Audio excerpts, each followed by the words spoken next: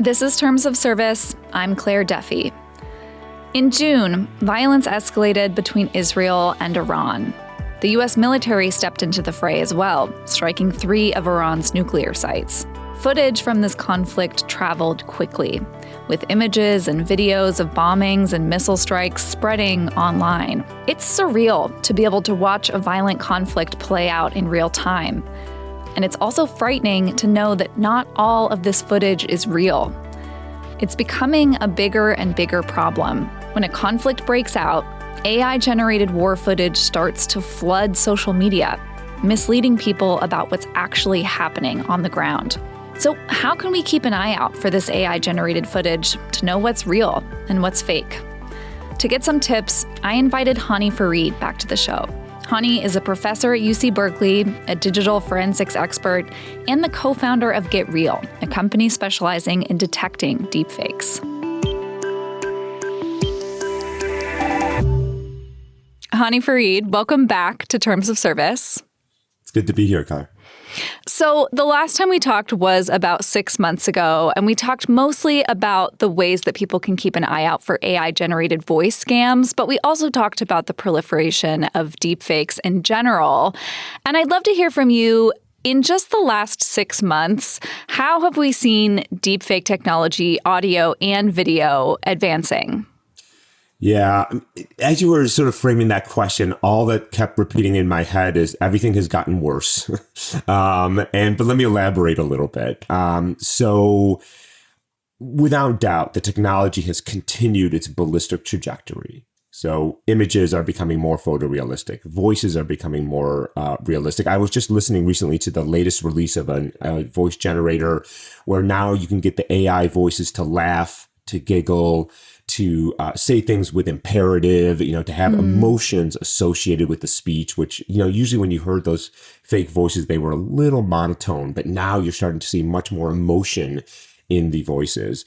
I would say the biggest advances, though, have been in so-called text to video, where you type a prompt and you get a full-blown video. So if you haven't seen it, if your listeners haven't seen it, Google's Veo 3 is stunning in its ability to generate, and wait for it, not just video from a prompt, but associated audio.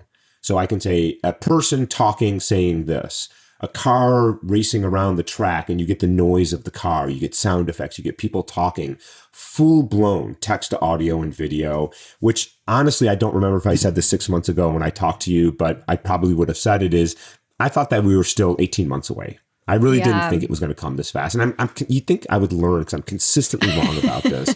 Everything comes much sooner than I think it will. So on the tech side, the tech is really getting very, very good and almost indistinguishable from reality. But also on the weaponization side, how people are using these technologies. And most recently in the conflict between Israel and Iran and the US and Iran, you have seen I've never seen this much fake images, audio, and video being released from a single conflict, completely muddying the waters of a very tense and emotional conflict. So it's not just that you can do this, it's that people are doing this. So just to sort of set the stage to talk about that issue, when was the first time that you came across fake war footage?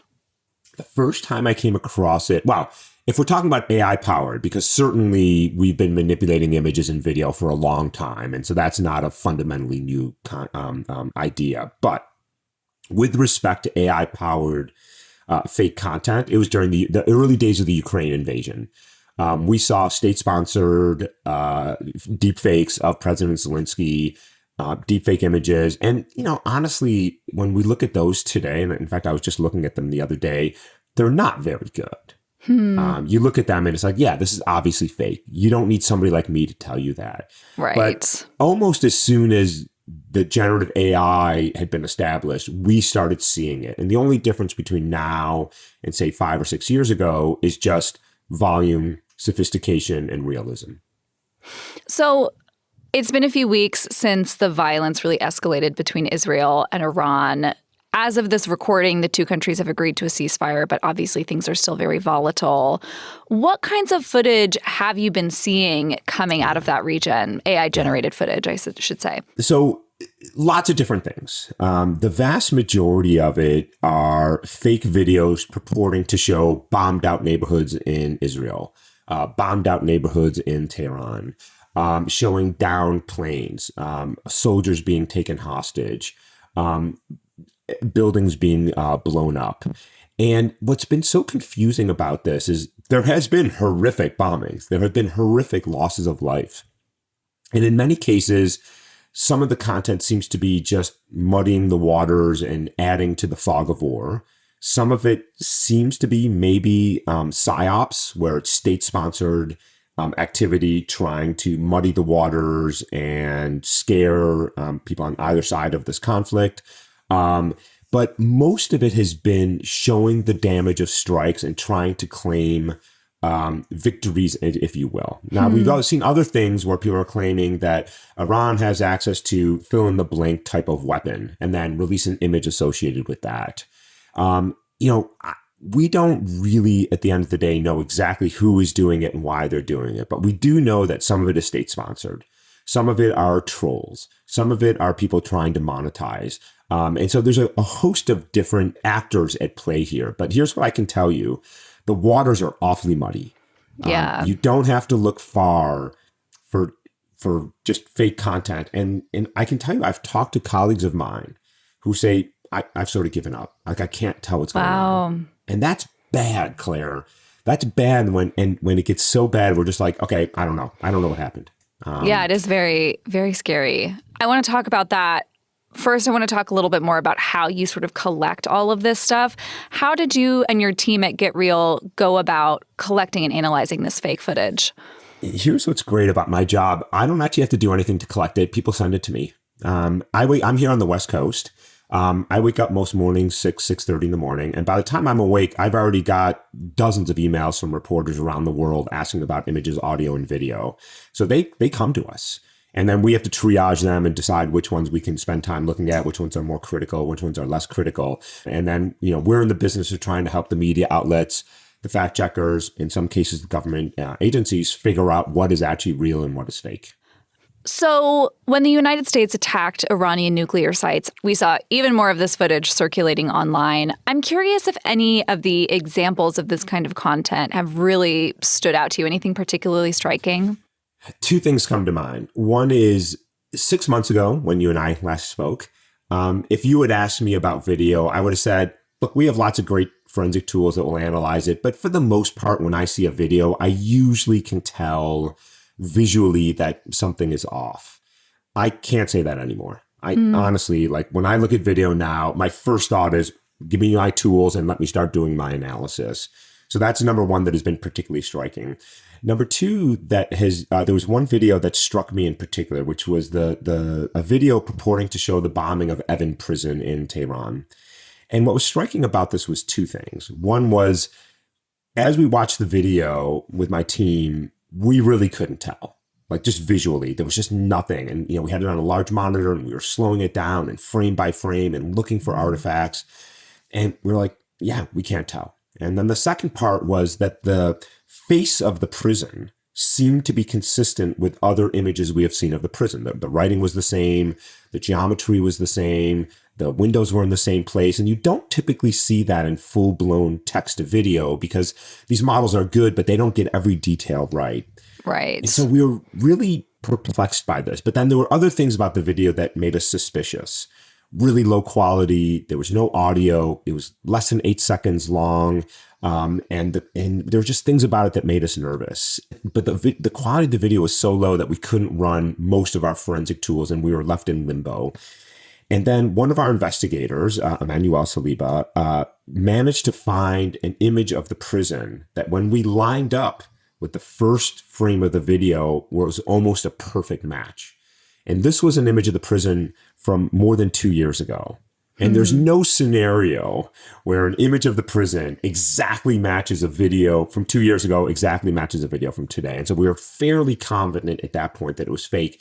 But here's the thing that was so striking about that, which was I've been talking about text to video, but this is something called image to video, where what somebody did is they took an image of an actual scene with the writing and the building and the windows and the plants and everything, right? And then they animated it with a text prompt.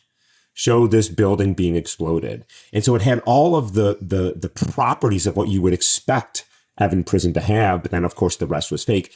But then here's what even muddied it even more is we know the prison was hit. We have confirmation of that. And so this was such an interesting, if you want, I don't want to necessarily call it a misinformation campaign, but it was so confusing because clearly that was the prison. Clearly the prison was hit, but this was a video that did not show that. And so it also shows you the sort of how complicated these issues get. It's not just this is completely made up, this is completely real. There's these things in the middle. And I don't know why or who created this. You can imagine all kinds of scenarios. Maybe somebody wanted to draw attention to it, but there was no footage. So they just created a recreation of it. But the event itself happened. And so even when we released that the video was fake, we were a little nervous about it because we didn't want people to think we were saying, hey, this event didn't happen. That's different. Right. It's a different question.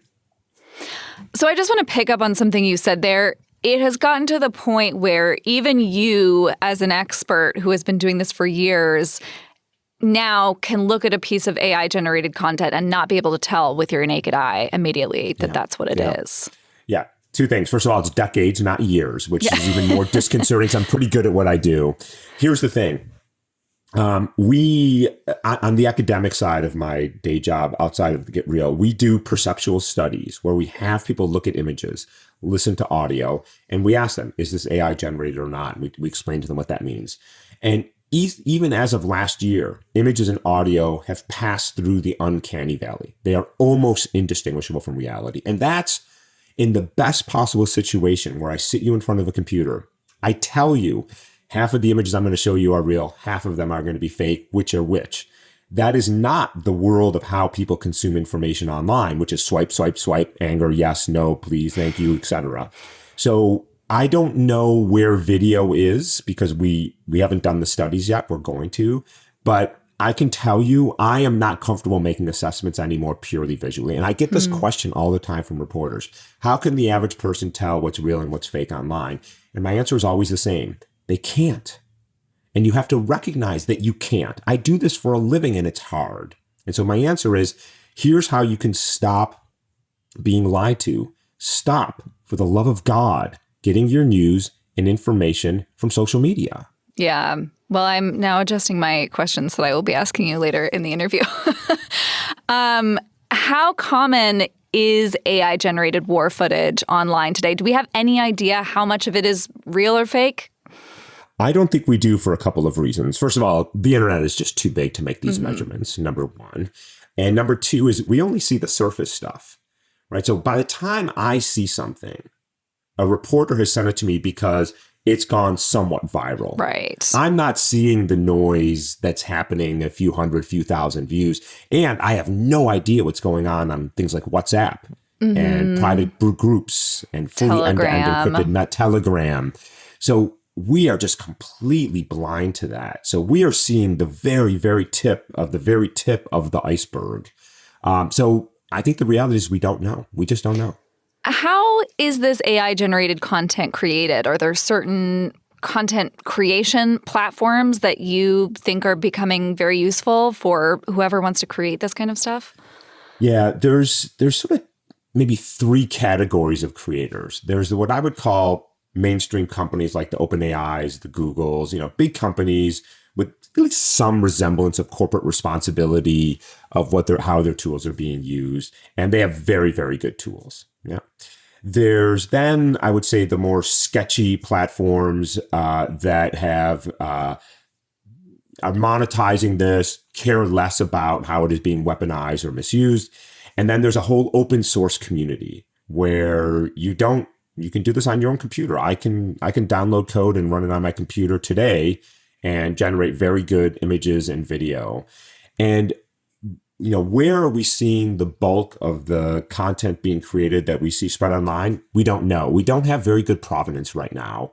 I wish I knew because I think it would be very useful to know, but we simply don't. And I suspect it's a combination of the open source tools, the sketchy platforms, and then the mainstream platforms. And you touched on this a little bit too, but do we have a good sense of who it is that is making this stuff or the different types of actors who are creating it?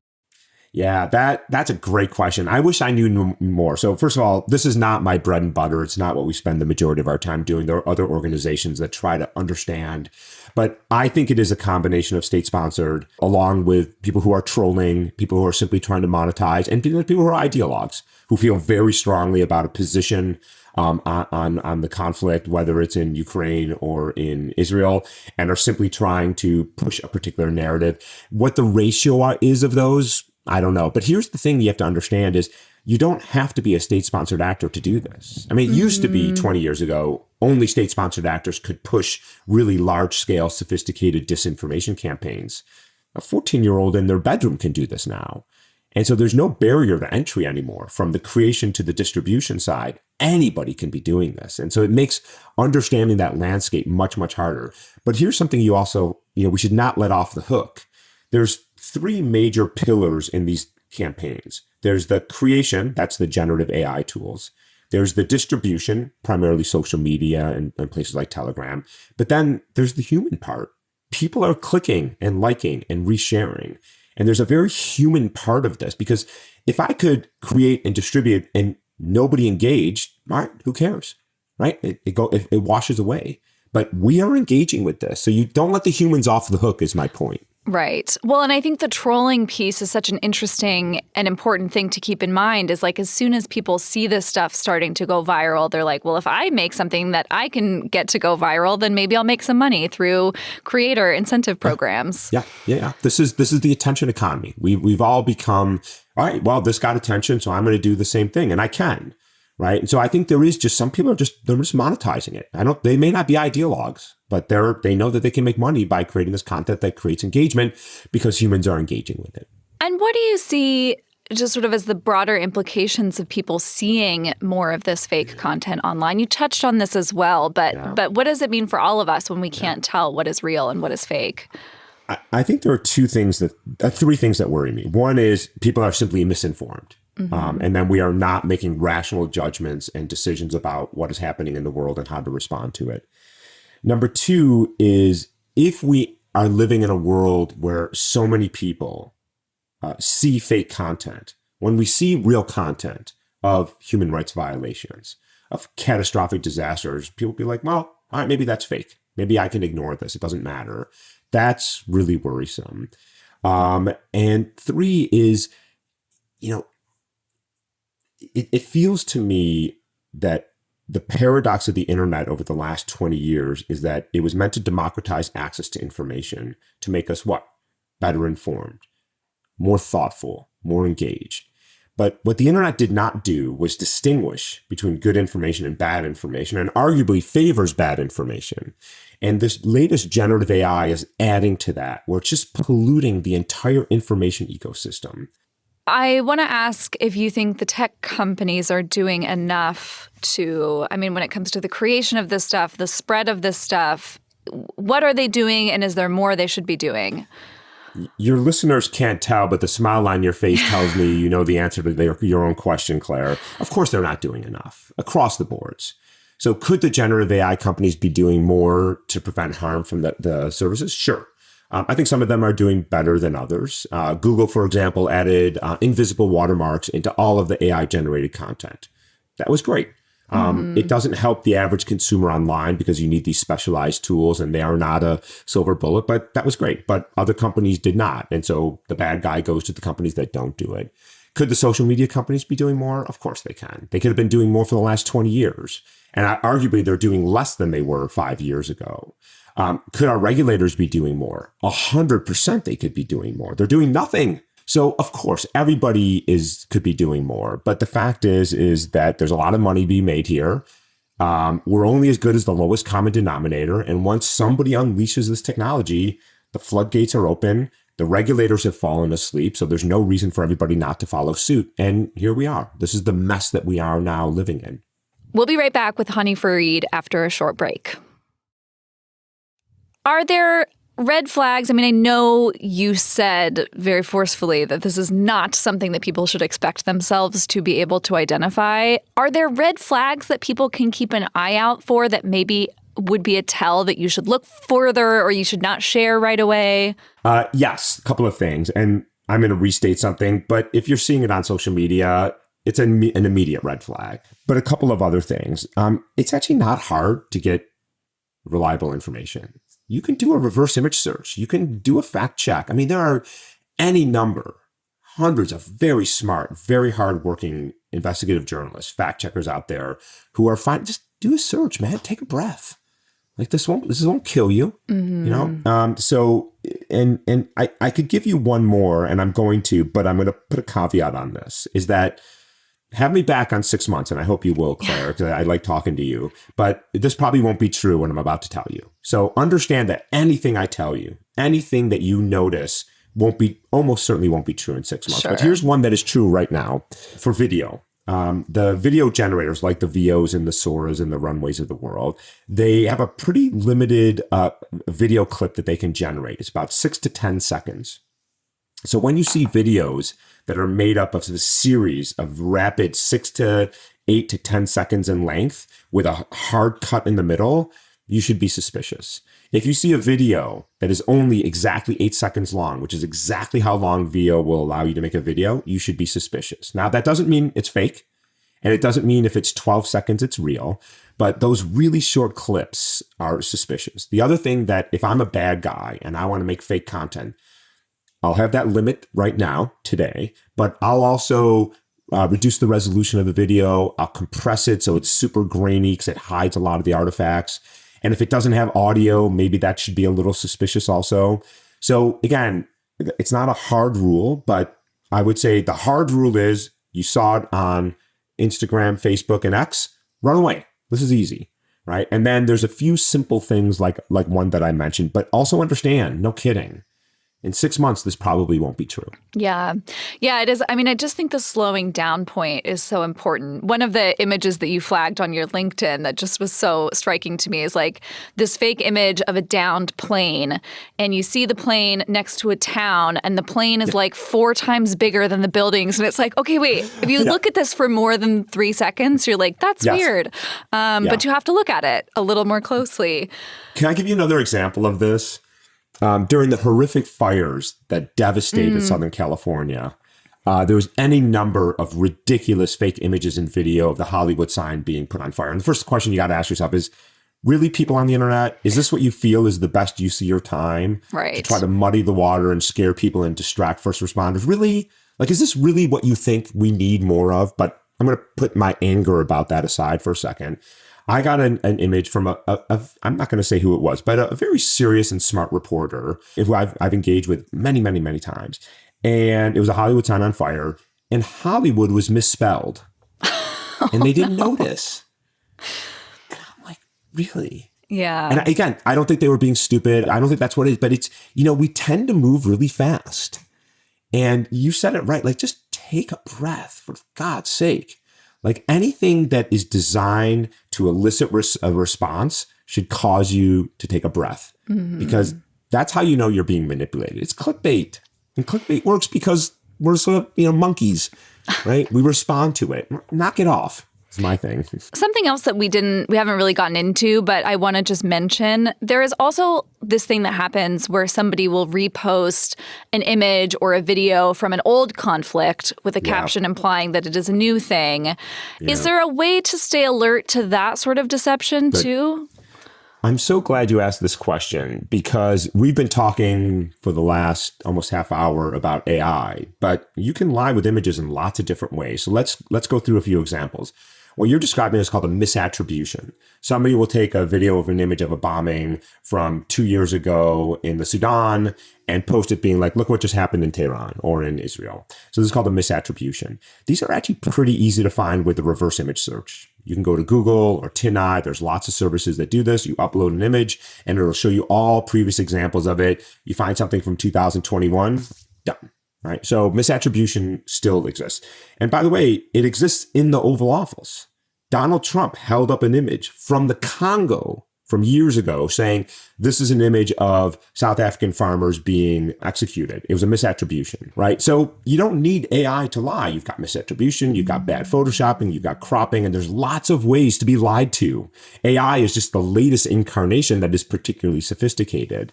And so you do have to be careful about this. So just because even if you were good at telling AI or not, you have another set of problems you have to worry about, which is where was this photo taken? When was it taken? Has it been altered or manipulated or photoshopped or cropped in a way to be deceptive? And now I come back to the question we've been sort of talking about all the way through is you can't, which is why you rely on experts. Mm-hmm. It's why you get your news from reliable sources, because those are the people who contact me and contact other experts and work tirelessly for hours and hours and hours to try to bring you reliable information. And we have to get back to that. We have to get back to what I call the Walter Cronkite model, where there are trusted voices. And if we can't, I think we're in a lot of trouble. Well, Hani, thank you so much for coming back on the show. And thank you for all of the work that you do to support our work as we try to keep people informed. We're really grateful. Great to talk to you, Claire. Let's do it again in 6 months. Sounds good. Thank you. Okay, so if you, like me, are now sufficiently freaked out about all of this fake footage online, here are some things to keep in mind. First, as AI-generated content gets more and more believable, you can't trust that you'll be able to identify it. Even Hani, who looks at this stuff for a living, can't identify it without special tools. Make sure you're paying attention to who's posting the content, and take anything you see on social media with a grain of salt. Next, as Hani says, you don't need AI to lie. Bad actors can also generate fake imagery through Photoshop, cropping, or other means. So if you see upsetting imagery online, whether it's war footage or something else, take a moment to slow down. You can assess whether it could be fake by doing a reverse image search or fact-checking against other sources. Thanks for listening to this week's episode of Terms of Service. I'm Claire Duffy. Catch you next week.